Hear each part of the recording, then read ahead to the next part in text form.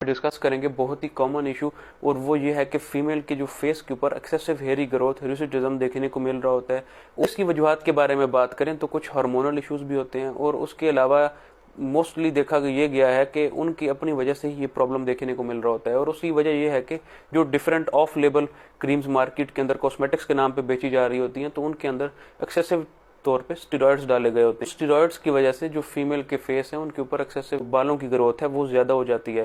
तो इससे बचने का वाहिद हल यही है कि आप जस्ट जो मेडिकली रिकमेंडेड क्रीम्स हैं, डिफरेंट सीरम्स हैं, आप उनको ही प्रेफर करें। अपनी जो डेली की रूटीन है उनमें जस्ट वही क्रीम्स ही आप प्रेफर करें।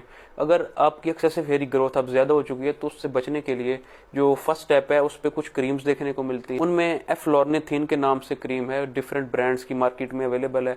आप उनको जस्ट जो फेस के अफेक्टेड एरियाज हैं आप उनके ऊपर नाइट में अप्लाई करें तो कुछ ही दिनों में आपको इसके अच्छे रिजल्ट्स देखने को मिलेंगे। अगर आपकी जो हेयर की ग्रोथ है वो ज्यादा थिक हो चुकी है तो उनमें अगर क्रीम असरअंदाज नहीं हो पा रही तो आप अपने किसी करीबी डर्माटोलॉजिस्ट से कंसल्ट करें, और जो डिफरेंट लेजर थेरेपीज के ऑप्शन उनकी तरफ भी आप जा सकती हैं, जितनी भी ये प्रॉब्लम्स हैं आपके वो रिजॉल्व हो जाएं। लेकिन इससे बेहतर यही है कि जो क्रीम्स आप लगा रही हैं आप उनको हरगिज ना लगाएं, क्योंकि इससे बचना, इससे प्रिवेंशन करना इसके इलाज से कहीं ज्यादा बेहतर है।